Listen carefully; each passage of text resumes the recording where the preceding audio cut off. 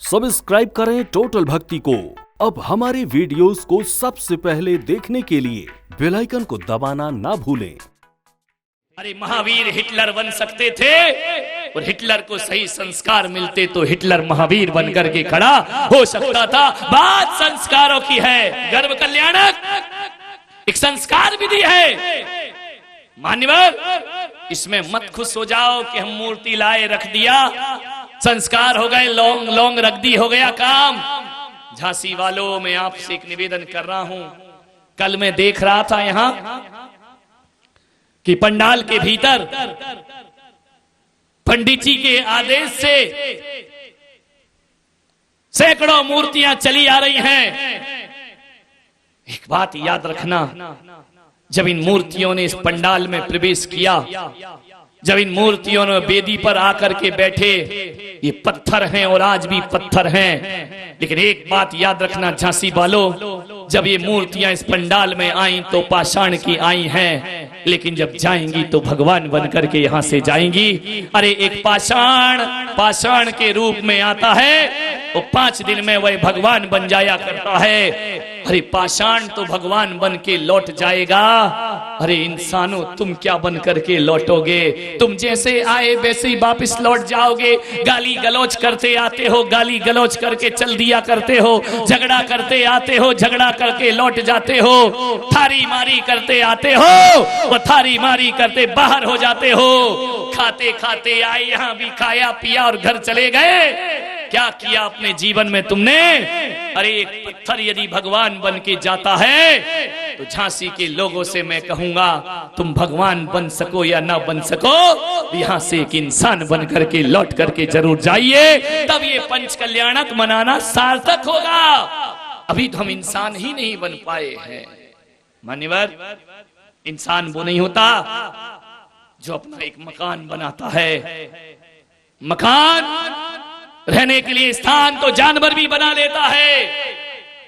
तुम सोचो कि हम फ्लैट बना लेते हैं, 1 मंजिल 2 मंजिल मकान बना लेते हैं।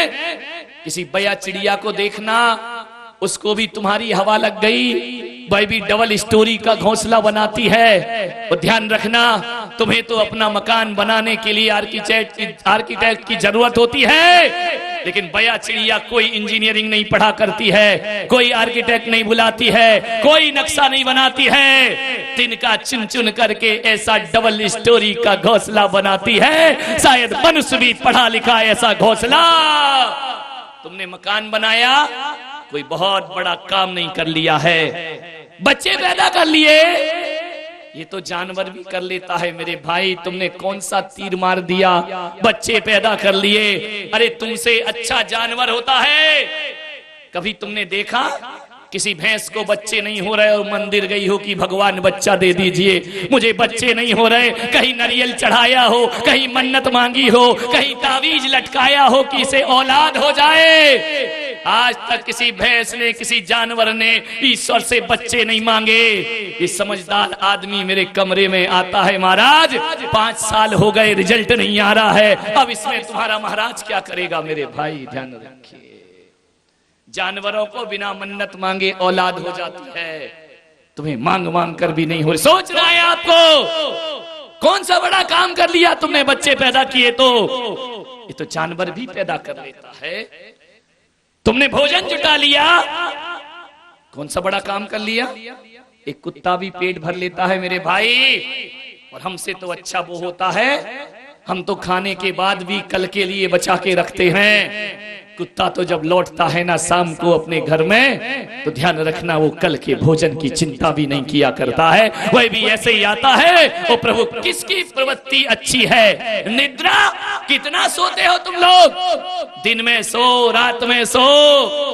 वो तुम्हें चिल्ला चिल्ला के बोलता हूं, नहीं तो तुम प्रवचन में भी सो। ध्यान रखिए। वाह रे जमाना, कल 16 सपने दिखाए जा रहे थे। मैंने कहा देखो तो, सो माता रही है, सपने पब्लिक देख रही है। माता को एक भी सपना नहीं दिखा। माता से तो पंडित जी ने कह दी आंख बंद करके सो जाओ, प्रोजेक्टर पर सब कुछ चलेगा। जो देख रहे उनकी औलाद नहीं हो रही है। और जिसने सपना नहीं देखा वो गर्भ धारण कर रहे। विचार करिए, ये कलयुग है मेरे भाई, कलयुग है कि पब्लिक सपने देखती है, बच्चे माँ को हुआ करते हैं। विचार करिए, चतुर्थ काल में माँ देखती है, पब्लिक को पता ही नहीं चलता है। यहाँ तो चलो माता फिर भी अच्छी है, यानी जागरूक है कि कब उठना कब सोना। नागपुर में पंच कल्याण कराया, 16 सपने हो गए। उमेश को जाके उठाना पड़ा कि अब उठो, वो तो खर्राटे मार के सो गई। बोले क्या बात है? बोले 4 दिन से जग रही हूं, सो लेने दो आराम से। बोले सपने? बोले देखने दो पब्लिक को। विचार करिए, हाँ कलयुग है, कलयुग की बहार है। मान्यवर, मकान बनाने से तुम महान नहीं हो जाओगे, पशु के स्तर से ऊंचे उठना है। इसलिए आदमी ऊपर उठता है कि भाई अपने रहने के लिए मकान ही नहीं बनाता, बल्कि भगवान का मंदिर भी बनाया करता है। और ये मंदिर बनाने का सौभाग्य केवल इंसान को प्राप्त हुआ करता है। देवता कोई मंदिर नहीं बनाते, नारकी कोई मंदिर नहीं बनाते हैं, पशु कोई मंदिर नहीं बनाते हैं। देवता तो हमारे बने बनाए मंदिर में दर्शन करके चले जाया करते। विचार करना है, कौन है? बच्चे पैदा करने से तुम महान नहीं हो जाओगे। अरे बच्चे तो जानवर भी पैदा करते हैं, तुम महान बच्चों की लाइन लगाने से नहीं होगे। मैं आपको कह रहा हूं, मनुष्य इसलिए महान है कि केवल वो बच्चे पैदा नहीं करता, बल्कि अपने हृदय में भगवान भी प्रकट कर लेता है, अपने हृदय में ईश्वर को भी जन्म दे दिया करता है।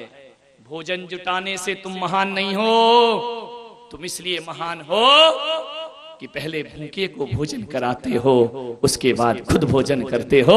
इसलिए मनुष्य महान हुआ, एक दूसरे की संवेदनाओं को समझते हैं। माँ ने दूध छोड़ दिया, मैं दूध नहीं पीऊंगी, बताया कुछ नहीं।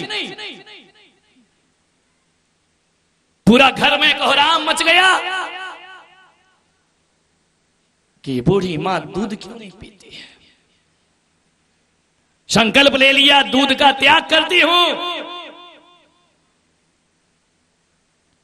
पुत्र ने पूछा कि मां दूध क्यों नहीं पीती है?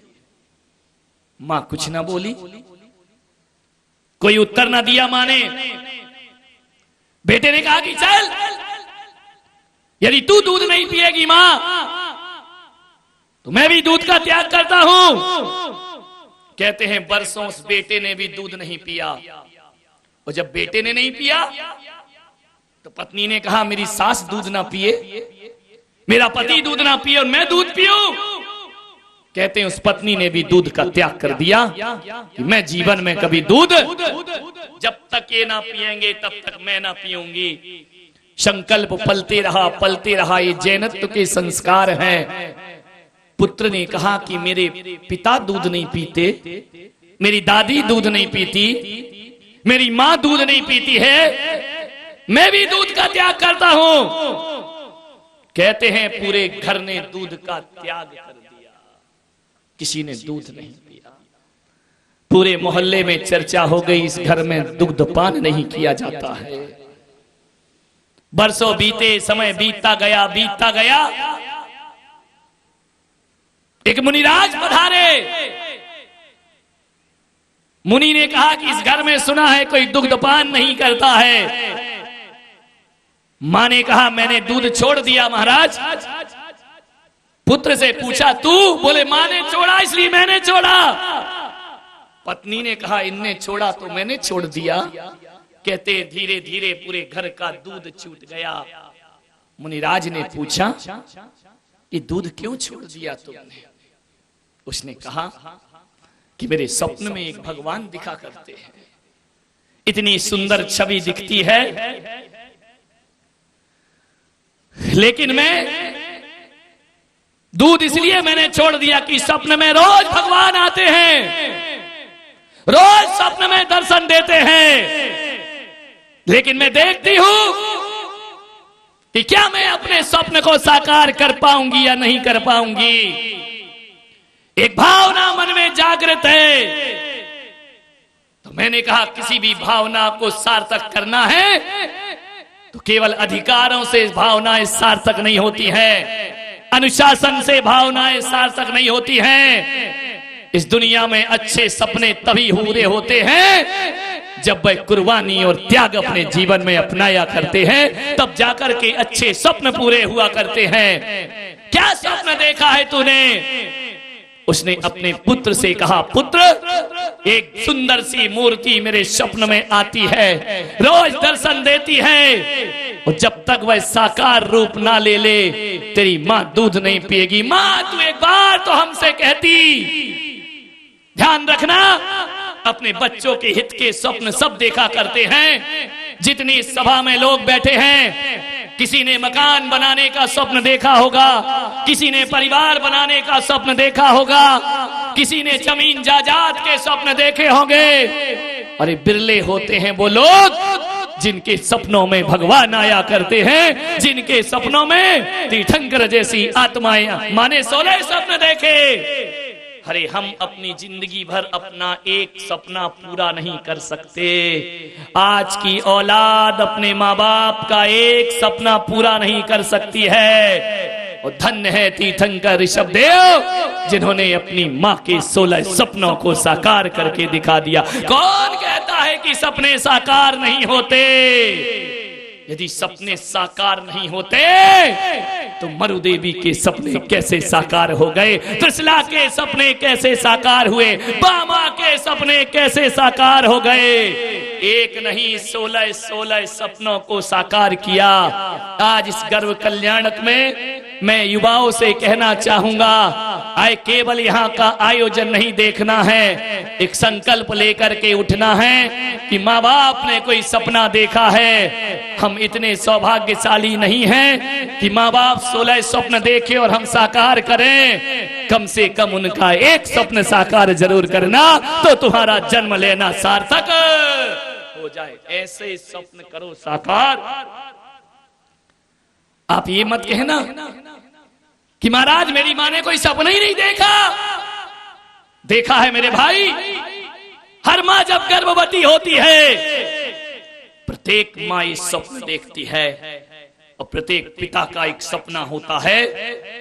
मालूम है वो स्वप्न कैसा होना चाहिए कि जब तुम बड़े होकर के सड़कों से गुजरो तो तुम्हें देख करके लोग तुम्हारे माता पिता से कहें कि बताओ कौन से जन्म का पुण्य है जो राम लक्ष्मण जैसे बच्चों को तुमने जन्म दिया है। बस यही सपना है माँ बाप का। कौन से जन्म का पुण्य किया था, तीर्थंकर जैसी आत्मा को तुमने जन्म दिया है। कौन सा पुण्य किया था जो मुनियों जैसी संतान तुम्हारे घर में पैदा। ये स्वप्न हर माँ बाप का होता है, ध्यान रखिए। आज तीर्थंकर ने माँ की कुक्षी में आकर माँ को जगत पूज्य बना दिया। ध्यान रखना, बहुत कम बच्चे होते हैं जो माँ बाप का नाम रोशन किया करते हैं, वरना दुनिया में कुछ बच्चे तो ऐसे हैं जो माँ बाप के नाम से अपनी दुकान चलाया करते हैं, अपना जीवन जिया करते हैं। और कुछ बच्चे ऐसे होते हैं जो अपने सत्कर्मों के माध्यम से माँ बाप का नाम सारे जगत में रोशन कर दिया करते हैं। मैं यहाँ बैठे लोगों से कहूंगा, यहाँ की बेटियों से कहूंगा, यहाँ के बेटों से कहूंगा, ऐसे कर्म करो कि तुम ही पूज्य ना बनो, तुम्हारे कारण तुम्हारे माता पिता भी जगत पूज्य बन जाए। इतना आप कर्तव्य का निर्वहन करिए। इस वीडियो को लाइक और शेयर जरूर करें। आप हमारे चैनल को सब्सक्राइब भी कर सकते हैं।